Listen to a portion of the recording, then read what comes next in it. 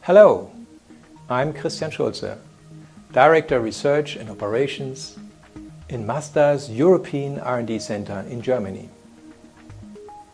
I'm delighted to share some exciting insights about the progress we are making towards a more sustainable future for the manufacture and usage of cars across the Mazda range. Mazda has always been committed in developing cars and powertrains that are meeting the needs of our customers, and this passion will remain.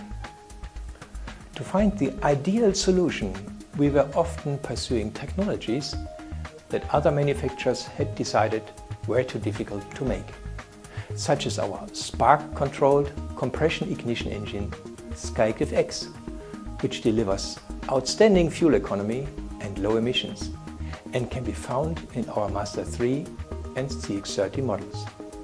Mazda takes on the challenge to achieve carbon neutrality by 2050 in all areas, including product, technology, manufacturing and sales. Mazda thereby follows a multi-solution approach, as the focus on a single technology will not bring about the low CO2 future the planet needs. Skycliff X is an important part of our powertrain strategy, and as most of our gasoline engines already equipped with a mild hybrid system. In addition, we launched our very first battery electric vehicle MX-30 in 2020, and we will launch a plug-in hybrid vehicle in the future.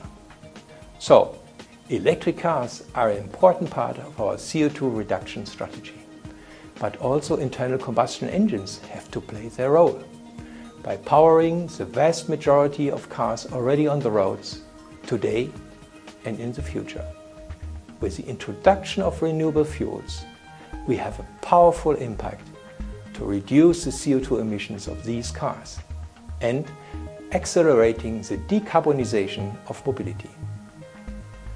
We understand that achieving climate neutrality is a complex task, and we believe it is necessary to use all opportunities for emission reduction and employ various technologies today and in the future.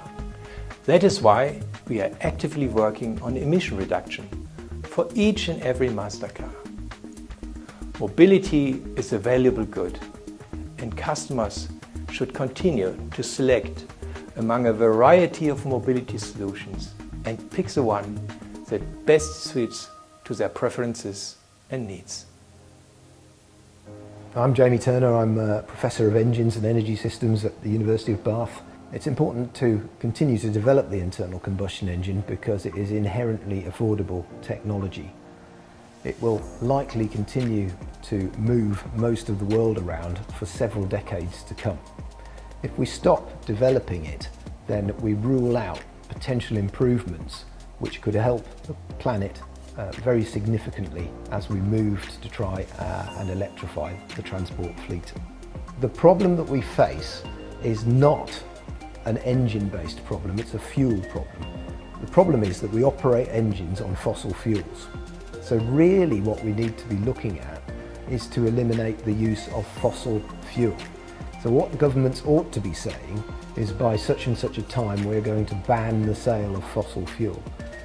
That would allow other alternatives to come in, some more biofuel perhaps, but also these new e-fuels, electrofuels, so synthetic fuels which are made from CO2 that's already been released into the atmosphere and hydrogen from water to synthesize to make an energy carrier which can be used in everything that's out there now. Those e-fuels are every bit as potentially carbon neutral as electrification could give us. The real point about e-fuels is it allows us to keep engines which are affordable and the economic model around that, but at the same time it allows all the existing cars that we've got to be decarbonised. So e-fuels are really the reason why it's very important to continue to develop the internal combustion engine. If we make the engine more efficient, we have to synthesize less e-fuel, so there's still a relationship between the two. I certainly believe we'll have internal combustion engines in certain areas of transportation well into the future.